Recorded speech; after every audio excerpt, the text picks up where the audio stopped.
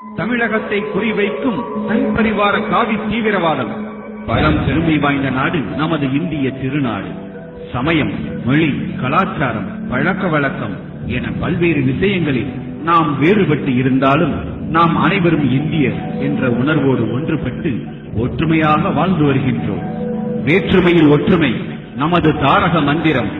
இதுதான் நமது தேசத்தின் பலம்.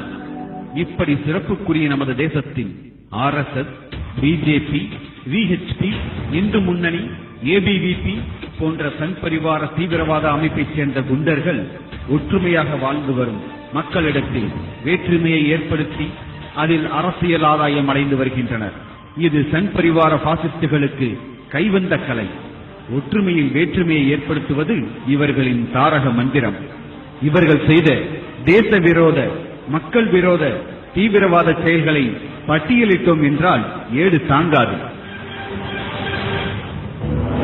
நமது தேசத்தந்தை காந்தியடிகளை கையில் இஸ்மாயில் என பச்சை குத்திக் கொண்டு சுட்டுக் கொன்ற கோட்சே கூட்டம்தான் இவர்கள்.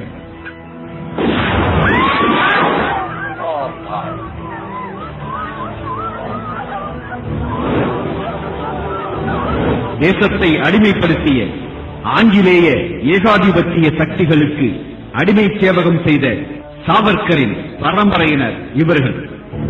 RSSக்கும் சுதந்திர போராட்டத்துக்கு எந்த சம்பந்தமும் இல்லை. இந்த நாட்டு விடுதலைக்காக போராடாத ஒரு இயக்கம் என்றால் அது RSS. காவிரி பண்டிகை, இனப்படுகொலை, ரத யாத்திரை என்ற பெயரில் ரத்த யாத்திரை, மாட்டுக்கறி சாப்பிட்டதற்காக மனிதனை கொள்வது போன்ற தேச விரோத செயல்களால் தேசத்திற்கே தலைக்குனிவை ஏற்படுத்தி வருபவர்கள் இவர்கள். மக்களை பிளவுபடுத்தி கலவரம் செய், தேசத்தை துண்டாடு, இதுதான் இவர்களின் கொள்கை முழக்கம்.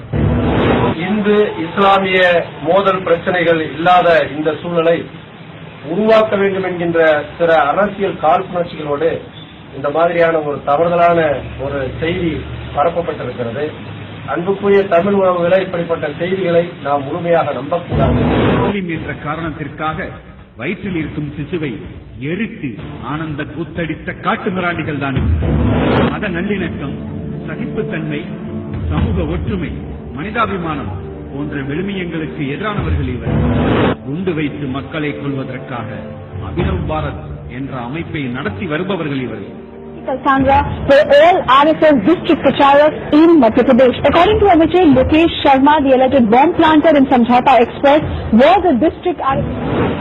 லட்சக்கணக்கான இந்துக்கள் கலந்து கொள்ளும் பொதுவான கோவில் திருவிழாக்கள் தமிழகத்தில் அமைதியாக நடக்கும் போது சில 100 நபர்கள் மட்டும் பங்கு பெறும் இந்து முன்னணியில் விநாயகர் ஊர்வலத்தில் மட்டும் ஏன் இந்த பதட்டம்?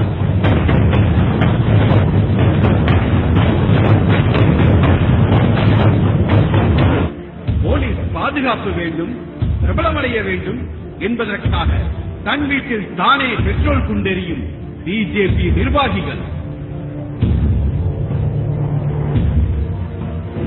தென்காசி RSS அலுவலகத்தில் தாங்களே குண்டுகளை வைத்துவிட்டு முஸ்லிம்கள் மீது பழி போடுவதற்காக நாடகமாடிய இந்து முன்னணி தீவிரவாதிகள்.